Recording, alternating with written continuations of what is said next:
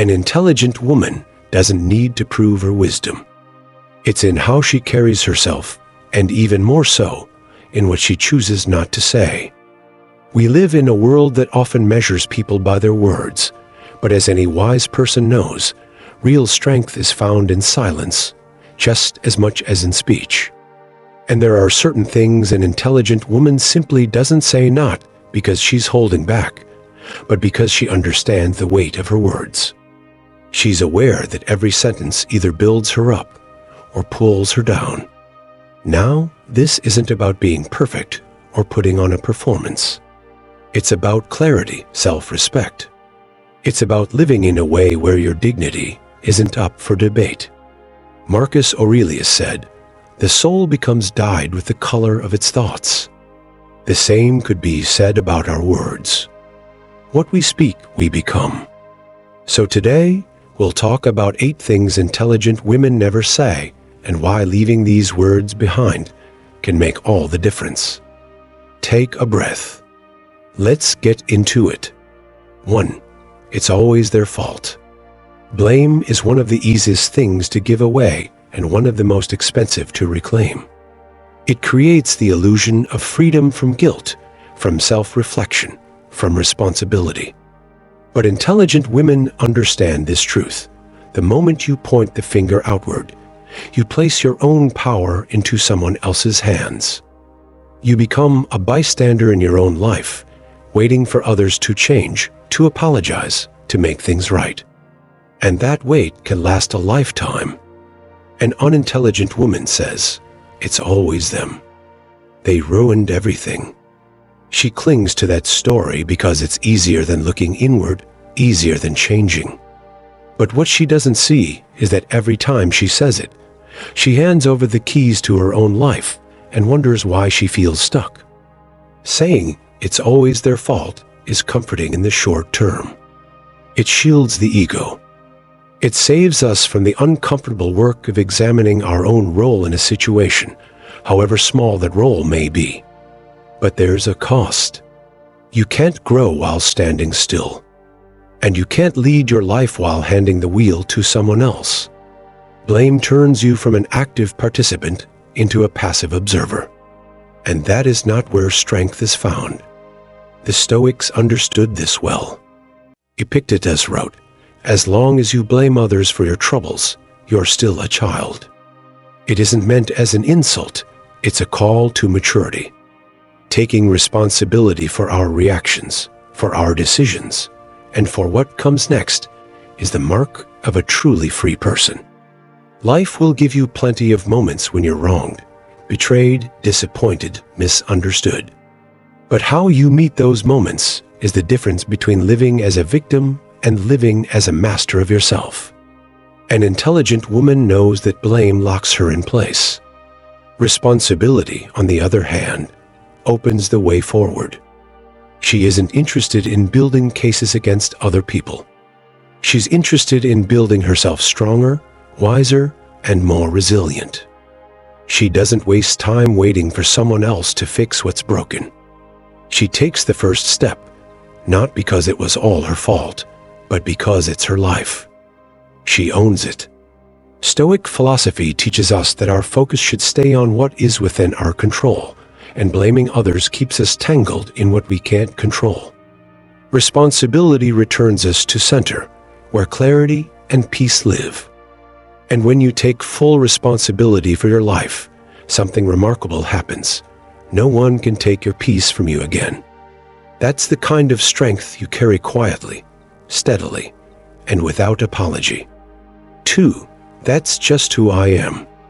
There's an old story about a blacksmith who spent years crafting weapons for warriors. His hands were scarred, his back was bent, and his days were long. One day, a traveler came to him and asked, "Why do you keep working? You're already skilled. You could stop and live off what you've earned."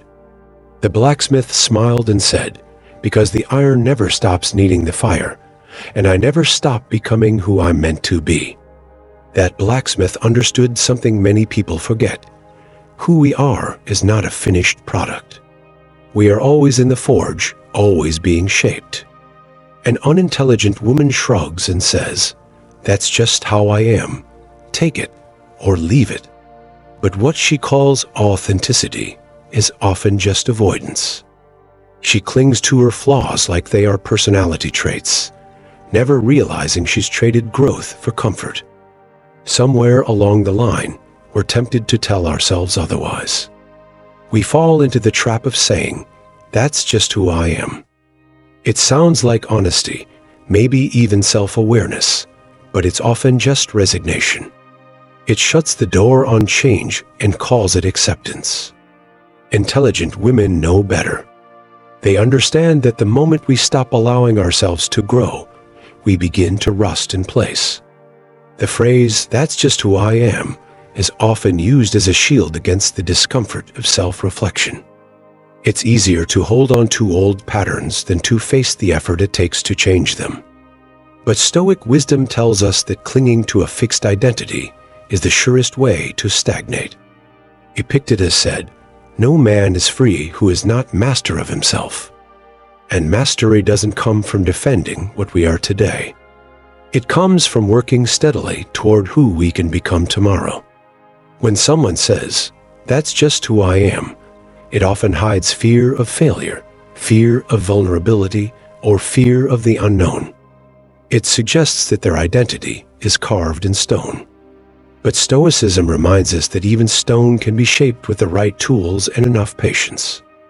Who we are is shaped daily by our choices, our responses, and the discipline we apply to ourselves. An intelligent woman doesn't use her past as an excuse for her present. She doesn't explain away a sharp tongue, a closed heart, or an impatient temper by saying it's just her nature.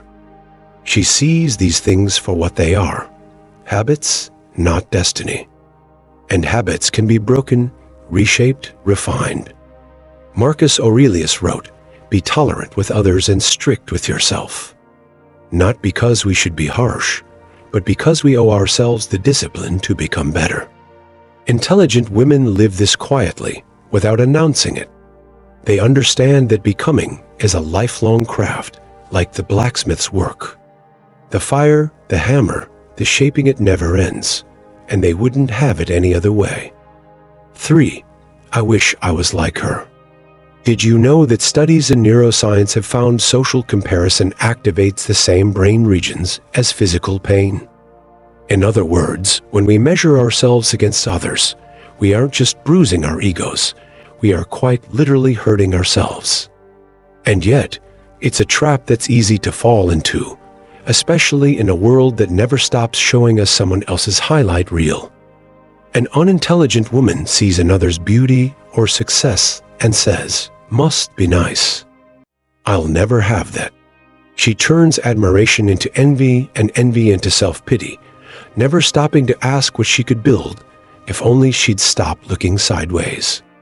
The phrase, "I wish I was like her," sounds innocent enough, but beneath it lies a quiet erosion of self-worth. It's a statement that places someone else on a pedestal while lowering yourself without even noticing. Intelligent women know that comparison is a subtle thief. It steals joy. It clouds clarity. And most dangerously, it convinces you that your own path isn't enough, that who you are is somehow lacking because you aren't living someone else's life. But Stoic philosophy offers a different way of seeing things. Epictetus taught that we must focus on what is within our control and release what is not. Another person's success, beauty, fortune, or talents are not ours to control. They are external. What we can control is how we cultivate our own character, how we practice virtue, and how we walk our own path. When a woman looks at someone else and says, "I wish I was like her," she's turning her attention outward and abandoning what should be her highest concern, herself. The danger of comparison is that it often leads to imitation instead of authenticity. When you start to measure your worth by someone else's story, you lose sight of your own. You begin to follow a path that wasn't meant for you. And in doing so, you sacrifice the unique gifts and perspective that only you can offer. Intelligent women understand that admiration need not lead to envy. They can appreciate someone else's success without turning it into a judgment against themselves. Marcus Aurelius wrote, "It is not the man who has too little, but the man who craves more, who is poor." And craving to be like another is a kind of poverty of the soul. It distracts us from tending to what is already ours, the opportunity to improve ourselves daily, to build quiet confidence that comes not from comparison, but from self-mastery. An intelligent woman doesn't waste time wishing she was like someone else. She spends her energy becoming the best version of herself. She understands that her worth isn't tied to anyone else's journey. Her peace isn't dependent on someone else's applause. She walks her path steady and sure, knowing that fulfillment doesn't come from chasing someone else's life. It comes from living her own with wisdom and intention. For I don't care. An unintelligent woman says, "Whatever, I just don't care anymore." But what she's really saying is, "I'm tired of hoping." She calls it strength, but it's resignation dressed up as toughness. And in trying to feel nothing, she ends up feeling empty. The words, "I don't care," often sound like strength, but more often, they are a quiet surrender. They are a shield people raise when they're tired of being disappointed, a wall built when hope feels risky. On the surface, it looks like control. But dig deeper, and you'll find that indifference is rarely freedom. More often, it's fear disguised as detachment. Intelligent women know this.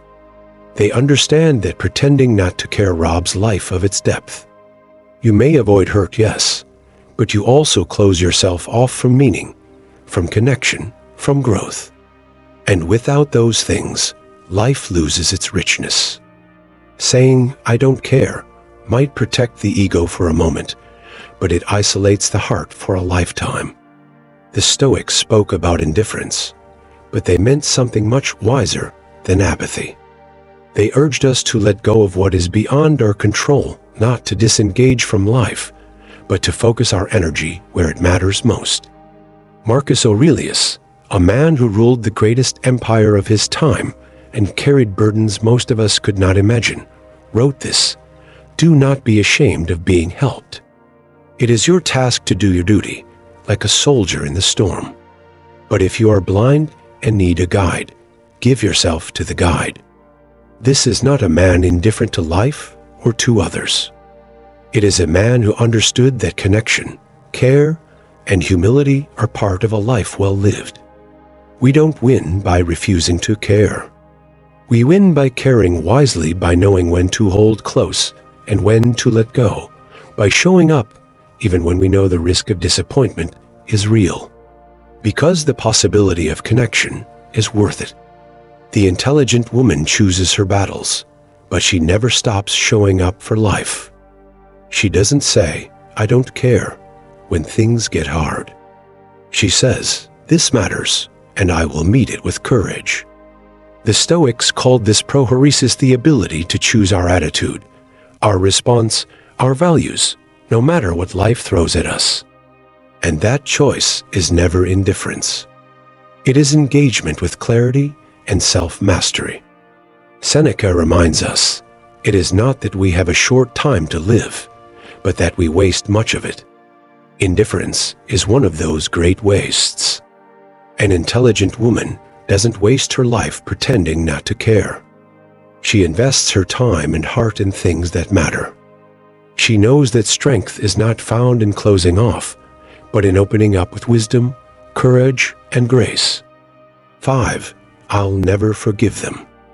The words, "I'll never forgive them," may feel powerful in the moment.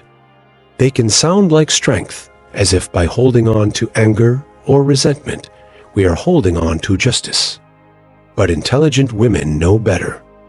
They understand that refusing to forgive isn't an act of power, it's an act of self-imprisonment.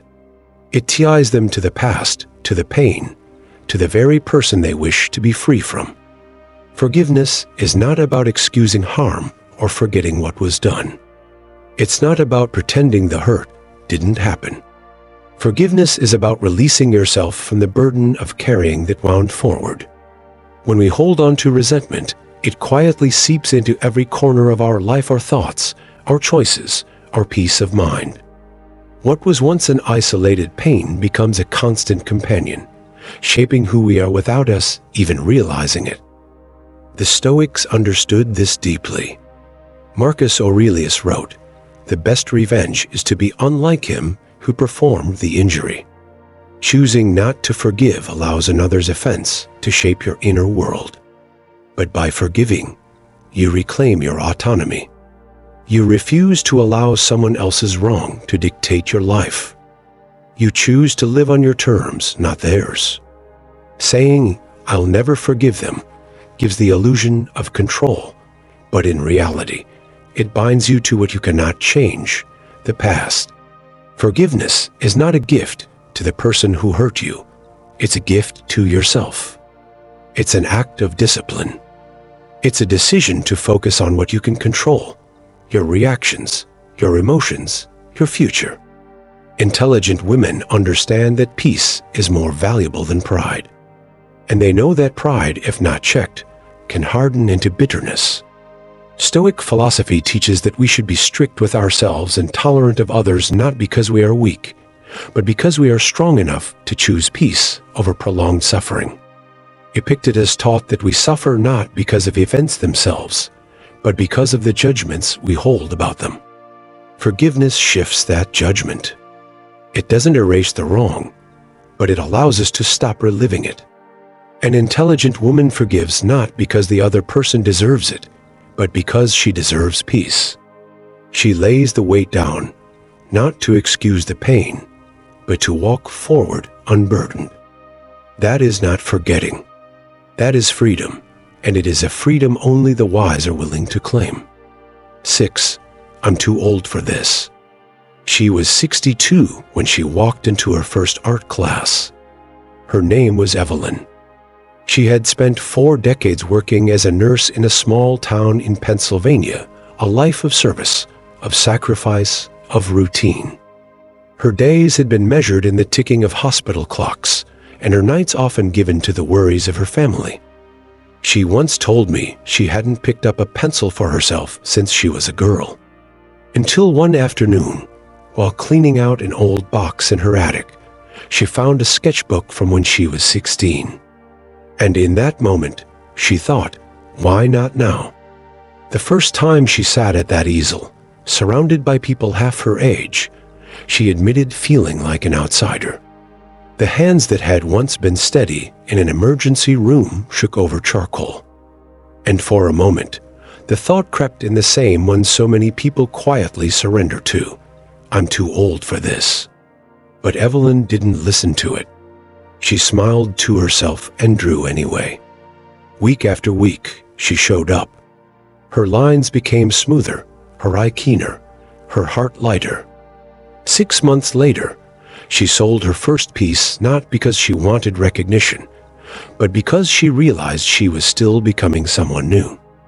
An unintelligent woman says, that's for younger people. She calls it being realistic, but really, it's fear wearing the mask of wisdom. She folds her hands, steps back from life, and waits for a permission that will never come. I'm too old for this is one of the most deceptive lies we tell ourselves. It's not a statement about age. It's a quiet resignation that says we've finished growing, that we've already lived the life we were meant to live, and there's nothing left but memory and reflection. But the Stoics knew that as long as we breathe, there is life to live, wisdom to gain, work to be done. Marcus Aurelius wrote, you could leave life right now. Let that determine what you do and say and think. For those who understand this, age is not a barrier, it's a foundation. Intelligent women know that every year is an opportunity to grow, to learn, to become more of who they were meant to be. An intelligent woman doesn't let the thought, I'm too old, stop her. She sees it for what it is, a fleeting excuse. She doesn't wait for the perfect moment to pursue her passions or try something new. She starts where she is because she knows that growth has no expiration date. Like Evelyn, she shows up, shakes off the doubt, and keeps going because the only thing too old is the idea that it's ever too late. 7. I'll be happy when. There's a subtle trap hidden in the words, I'll be happy when. On the surface, it feels like a plan, a sense of direction. When I get the promotion, when I lose the weight, when the kids are grown, when I retire. We convince ourselves that happiness is out there somewhere, waiting at the end of some long road, just over the next hill. But as intelligent women come to understand, that finish line keeps moving. And if happiness is always waiting for some future condition, it becomes a destination you never quite arrive at. An unintelligent woman says, I'll be happy when everything finally goes right. But she never defines what right looks like, so happiness stays just out of reach. She keeps chasing a finish line that doesn't exist, never realizing she's traded the beauty of now for a promise that may never come. I once met a woman named Claire who spent her entire career building a business from scratch. For 30 years, she told herself she'd be happy when it was successful, when she had time to slow down, when she sold the company. By the time she achieved everything she said she wanted, she found herself restless. The joy she'd expected to feel was brief, and in its place was the familiar hunger for what was next. It wasn't until much later that she realized happiness had never been waiting on the other side of the goal. It was available the entire time. She just postponed it in the belief it had to be earned. This is where Stoic philosophy offers clarity. The ancient Stoics believed that peace of mind isn't dependent on external circumstances. It's something cultivated within. Marcus Aurelius wrote, "Very little is needed to make a happy life. It is all within yourself and your way of thinking." When you tie happiness to future events, you hand over your present to uncertainty. You live in a constant state of striving, of almost but not quite. And life becomes a waiting game rather than something fully lived. The intelligent woman understands that the future holds no guarantees. She doesn't delay her joy until everything is in perfect order, because she knows that moment may never come. Instead, she focuses on what she can control: her mindset, her attitude, her presence in the here and now. She claims her peace today not because everything is perfect, but because perfection was never the requirement. The Stoics taught that the only time we have is now. They believed in preparing for the future, yes, but never at the cost of missing the present. Seneca said, "It is not that we have a short time to live, but that we waste much of it." Postponing happiness is one of the greatest wastes of all. So intelligent women don't say, "I'll be happy when." They choose contentment now. They find joy in the small victories, the quiet moments, the simple act of being alive, because they know happiness isn't something they have to wait for. It's something they choose to live, here and now. 8. I'm not good enough. There's a quiet weight behind those words, "I'm not good enough." They don't arrive suddenly. They creep in over time, like water slipping through cracks in stone. You hear them in a tired sigh after years of effort that went unnoticed. You feel them when life deals you another setback, and the old questions come creeping back. Why bother? What's the point? Maybe I'm just not enough. And while the world outside might be calm, the storm happens quietly inside. But intelligent women and wise men too know that this is a dangerous thought to entertain. Not because it's loud, but because it's subtle. And anything subtle can slip past your guard if you're not careful. They understand that the voice whispering, "You're not enough," isn't their own. It's an echo maybe from childhood, maybe from disappointment, maybe from someone who didn't know how to value them. But they refuse to make it their truth. I knew a woman once named Helen. She had spent 30 years raising a family, running a small business, and keeping things together when they were falling apart. And yet, after all of that, when life quieted down, and she had a little time to sit with herself, she admitted she sometimes felt insignificant, like her value had faded the minute she wasn't being everything to everyone else. But here's the thing. Helen never said, "I'm not good enough." Not out loud. Not even in passing. Because she knew better. She understood the mind is like a garden. What you plant grows, and what you neglect withers. She may have had doubts, we all do, but she chose not to speak them into life. And that made all the difference. An unintelligent woman doesn't just say, "I'm not good enough." She repeats it. She might have looked in the mirror and said, "I guess I don't matter anymore." She wouldn't say it loudly, just often enough that it becomes her truth. She'd scroll through old photos, compare her life to others, and let quiet resentment grow where confidence used to live. She wouldn't fight the thought, she'd agree with it. But Helen didn't do that. She had doubts, yes, but she never spoke them into life because she knew, just as weeds grow when left unchecked, so do lies we tell ourselves.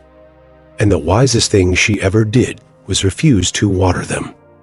Stoic philosophy teaches us that it isn't the world that shapes us, it's how we choose to think about it. Epictetus reminds us that we are not disturbed by events, but by our opinion about them. The same goes for our opinion about ourselves. You can choose to believe you are unfinished, still learning, still growing, but never less. Never not enough. That's the kind of discipline Stoicism asks for. And it's not easy. But the most intelligent among us know that protecting their self-respect begins in the mind with the words they allow, and more importantly, the ones they refuse to say. So when the thought arises, and it will, you meet it the way a Stoic meets any challenge, calmly, clearly, and with courage. You remind yourself, you have done enough. You are enough. Not because of what the world says, but because you have chosen to live by your own measure. That's strength, quiet, steady, unshaken. I would love to hear about your journey and triumphs. Please hit subscribe, turn on the notification bell, and leave a comment below to share your story, your successes, and even the challenges you've overcome. If you're not sure what to comment, just write, "I choose wisdom," to show that you've completed this session. Your engagement helps this community grow toward wisdom and the art of turning every challenge into an opportunity. I'll leave 2 more videos here so you can continue learning and growing on your personal development journey. Thank you, and I'll see you in the next video.